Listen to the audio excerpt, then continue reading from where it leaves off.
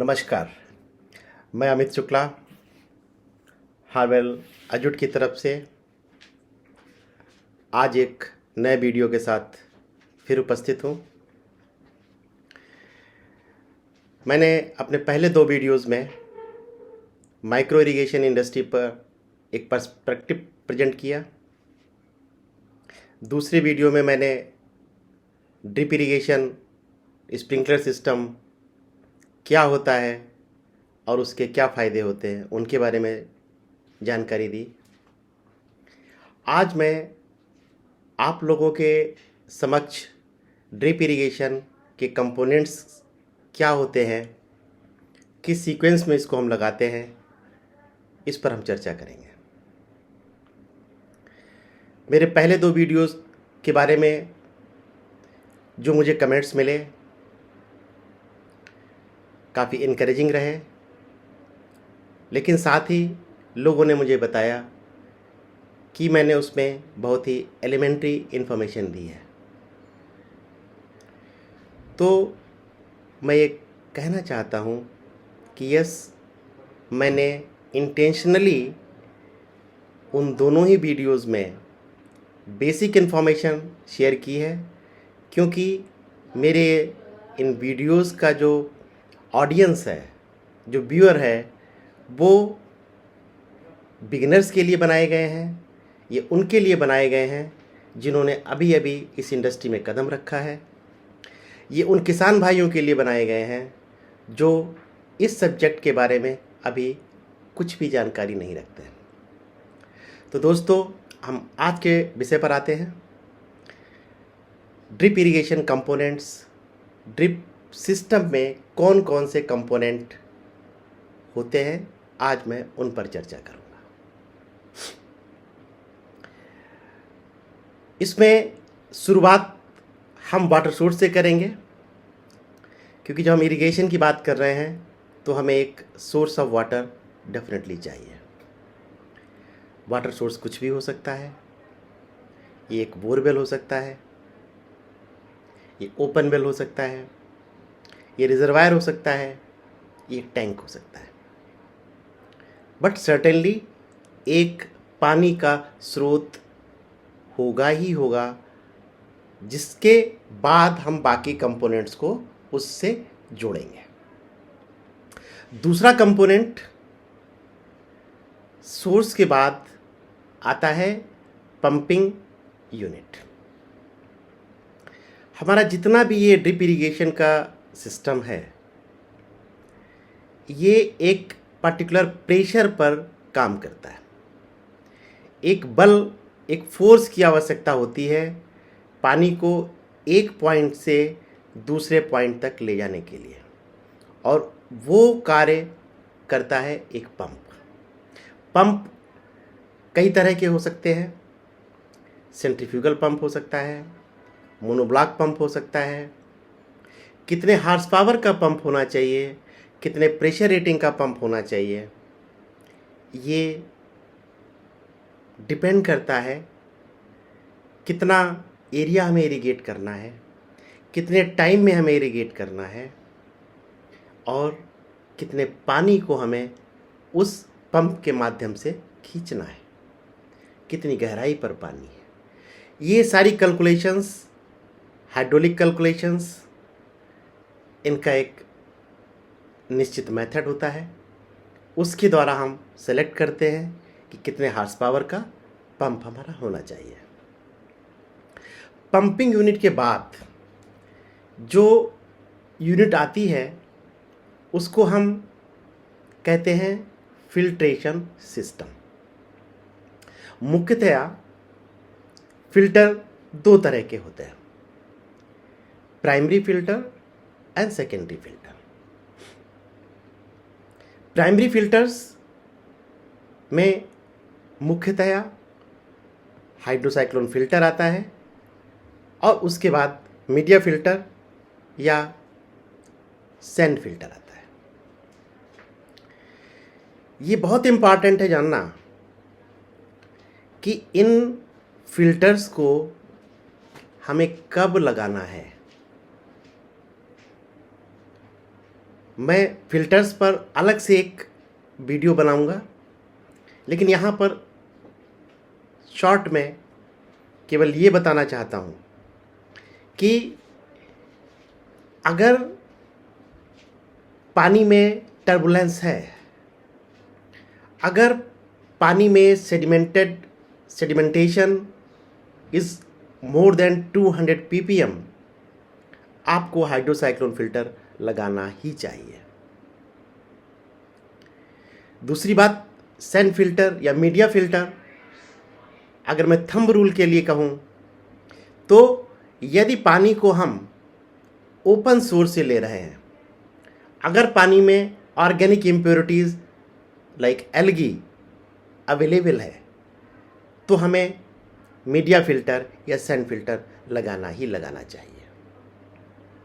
इसके बाद जो फ़िल्टर आता है जिसको हम सेकेंडरी फ़िल्टर कहते हैं, सेकेंडरी फ़िल्टर में स्क्रीन फ़िल्टर हो सकता है, डिस्क फ़िल्टर हो सकता है।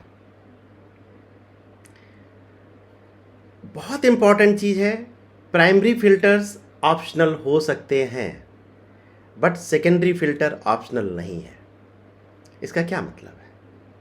इसका मतलब हाइड्रोसाइक्लोन फ़िल्टर या मीडिया फ़िल्टर, जिसको कि हम सैंड फ़िल्टर भी कहते हैं, आप लगा भी सकते हैं और नहीं भी लगा सकते हैं। डिपेंड करेगा वेरियस फैक्टर्स, जिसमें आपको क्वालिटी ऑफ वाटर और पानी में कितनी इम्प्योरिटी है, कितने सस्पेंडेड पार्टिकल्स हैं, उसके द्वारा निर्धारण होगा।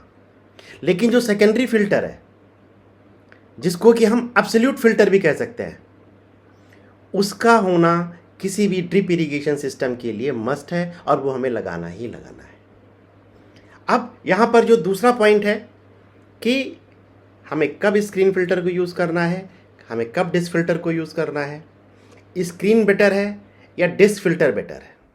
डिस्क फ़िल्टर में भी क्या है हेलिकल टेक्नोलॉजी, किस तरह पॉलीअमाइड और प्रोपिलीन के फ़िल्टर्स मार्केट में हैं, दोनों में कौन सा बेटर है, ये जानने के लिए हमारे नेक्स्ट वीडियो को आप सब्सक्राइब करिए।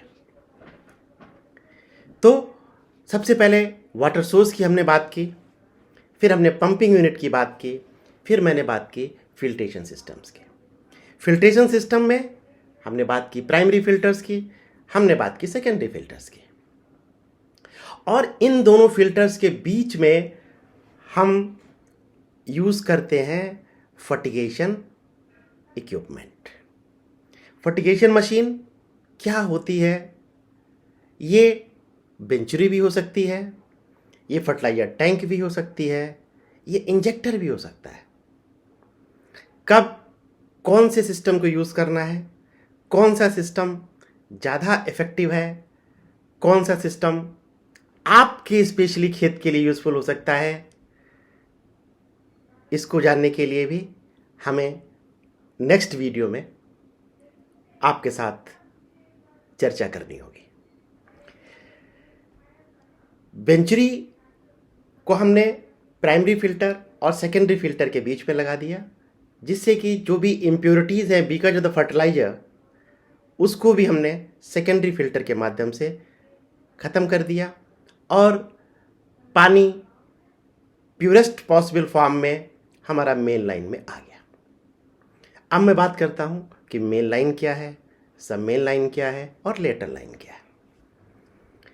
जब पानी वाटर सोर्स से चला, चाहे बोरवेल था या टैंक था, हमने पानी को उठाया, पंप के माध्यम से उस पर प्रेशर आया, उस पर एक फोर्स आया, वो पानी फिल्टर्स के माध्यम से छनता हुआ आगे बढ़ा और एक पाइपिंग नेटवर्क जो कि पूरे खेत में आपके बिछाया जाता है, उसमें वहाँ पर पहुँच गया। इन बिटवीन कुछ सेफ्टी डिवाइसेस होती हैं जो इस ड्रिप इरिगेशन सिस्टम का मुख्य हिस्सा है। मेनली अगर आप बात करें तो एयर रिलीज वाल्व और प्रेशर रिलीज वाल्व, ये दोनों ही डिवाइसेस को हम इसलिए लगाते हैं जिससे कि अगर सिस्टम में नंबर 1 एयर ट्रैप हो गई है तो हम उसको निकाल सकें, और अगर प्रेशर किसी भी कारण से एक्सेसिव हो रहा है तो हम उसको रिलीज़ कर सकें। तो pressure release valve and air release valve, ये दोनों ही डिवाइसेस को हम अपने सिस्टम के शुरुआत में ही हम इंस्टॉल करते हैं। अब जब हम बात करते हैं मेन लाइन और सब मेन लाइन की, तो यहाँ पर दो तरह के मटेरियल ऑफ कंस्ट्रक्शन संभव है। एक को हम कहते हैं पीवीसी, जो कि most common material of construction है, जबकि दूसरे को हम कहते हैं HDPE, हाई डेंसिटी पॉलीएथिलीन।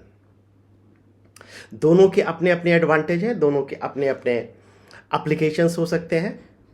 कई जगह हैं जहाँ पर टेम्परेचर -40 डिग्री सेंटीग्रेड जाता है, मान लीजिए लेह लद्दाख, वहाँ पर शायद आप पीवीसी को यूज़ नहीं कर सकते हैं। But most part of the country जहाँ पर हम इकोनॉमी भी हमारे लिए इम्पॉर्टेंट है, जहाँ पर हम चाहते हैं कि हमारा सिस्टम इफ़ेक्टिव बने, एफिशिएंट बने, यूनिफॉर्मिटी के साथ हम इरीगेशन दें, but at the same time हमें इकोनॉमिकल ऑप्शन अवेलेबल है, तो हमें पीवीसी को यूज़ करने में कोई हेजिटेशन नहीं होना चाहिए।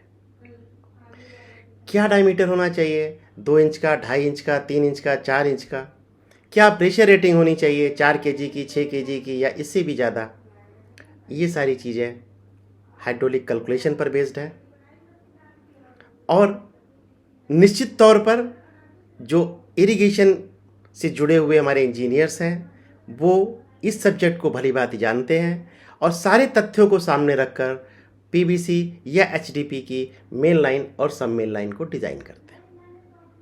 जब हम मेन लाइन को डालते हैं तो हमें लगभग 2 से 2.5 फीट गहरा एक गड्ढा करना होता है, और इसका पर्पज भी यही है कि जो हमारे मेन एग्रीकल्चरल ऑपरेशंस हैं उससे, उसकी वजह से हमारे पाइप में कोई डिस्टरबेंस ना आए। तो अब पानी फिल्टर से चलता हुआ मेन लाइन में आया, मेन लाइन के बाद में सब मेन लाइन में आया। अब ये सब मेन लाइन क्यों ज़रूरत पड़ती है, क्यों नहीं सीधे हम मेन लाइन से ही इरिगेशन कर सकते हैं? सिंपल है, अगर हम सारा का सारा पानी केवल एक सेक्टर में चलाने की कोशिश करेंगे, जितना बड़ा फार्म है एक में ही चलाने की कोशिश करेंगे, तो ये संभव नहीं है। बहुत सारे टेक्निकल रीजंस हैं, चाहे वो एफिशिएंसी की हम बात करें, चाहे हम यूनिफॉर्मिटी की बात करें, चाहे हम इकोनॉमी की बात करें, हमें पूरे एरिया को कई सेक्टर्स में तोड़ना ही होगा। जब हम सेक्टर्स में तोड़ते हैं तब हमें सब मेन लाइन में जाना होता है। सब मेन लाइन अगेन कितने डायमीटर की होगी, कितने प्रेशर रेटिंग की होगी, ये सारी कैलकुलेशन अच्छी तरह से करने के बाद हम सिस्टम का जो नेक्स्ट कंपोनेंट है उसकी तरफ आते हैं, और वो है लेटरल पाइप। लेटरल पाइप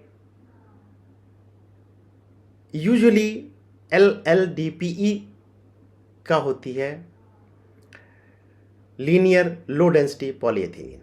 ये 12 mm, 20 mm, 25 mm, 32 mm किसी भी डायमेंशन की हो सकती है। इसकी स्पेसिंग क्या होगी क्रॉप ज्योमेट्री पे डिपेंड करता है। अगर मैं एमिटिंग डिवाइसेस की बात करूं तो बहुत सारी एमिटिंग डिवाइसेस संभव है। हम इनलाइन की बात कर सकते हैं, हम ऑनलाइन ड्रिप सिस्टम की बात कर सकते हैं, हम माइक्रो स्प्रिंकलर्स की बात कर सकते हैं, हम मिनी स्प्रिंकलर्स की बात कर सकते हैं। लेकिन यहाँ तक का जो सिस्टम मैंने आपको बताया है, जिसमें वाटर सोर्स है, वाटर सोर्स के बाद पंपिंग यूनिट है, पंपिंग यूनिट के बाद में फिल्टर्स की एक बैटरी आप कह सकते हैं। हाइड्रोसाइक्लोन फिल्टर है, मीडिया फिल्टर है, बीच में फर्टिगेशन का कंपोनेंट है, फिर सेकेंडरी फिल्टर है जिसको कि स्क्रीन या डिस्क फिल्टर कह सकते हैं। ये कॉमन हो गया। उसके बाद जो मेन लाइन है और सब मेन लाइन है वो भी आपका कॉमन रहने वाला है। इसके बाद की जो एमिटिंग डिवाइसेस हैं, चाहे वो आप माइक्रो स्प्रिंकलर कहें या मिनी स्प्रिंकलर कहें या इनलाइन कहें या ऑनलाइन कहें, उसकी कैलकुलेशंस अलग है, उसके मैकेनिज़्म अलग है कि वो किस तरह से पानी फेंकते हैं, वो स्प्रे पैटर्न भी अलग है। और सबसे इंटरेस्टिंग ये है कि ये सारे के सारे सिस्टम आप यूज कर सकते हैं अपनी क्रॉप्स के अकॉर्डिंग। आप जब वेजिटेबल्स की बात करते हैं या क्लोज्ड रो स्पेसिंग की बात करते हैं, तब आपको डेफिनेटली इनलाइन में आपको जाना होता है। अब इनलाइन क्या है, कैसे डिफरेंशिएट करें एक अच्छी इनलाइन को एक नॉट सो गुड इनलाइन के साथ, कैसे कंपैरिजन करना चाहिए, ये जानने के लिए आप हमारा नेक्स्ट वीडियो का इंतजार कीजिए। माइक्रो स्प्रिंकलर, कैसे डिफरेंशिएट करें एक अच्छे माइक्रो स्प्रिंकलर को, कैसे पहचानें एक माइक्रो स्प्रिंकलर को, ड्रिपर की क्या खासियत होनी चाहिए, कैसे देखते ही हम कह सकते हैं कि ये ड्रिपर अच्छा है या नहीं, क्या है वो टेक्निकल पैरामीटर्स जिन पर बेस्ड आप डिसाइड करते हैं कि यस आपने एक अच्छा ड्रिप लाइन खरीदा है। ये सब मैं आपके साथ आऊँगा नेक्स्ट वीडियो में। तब तक के लिए नमस्कार।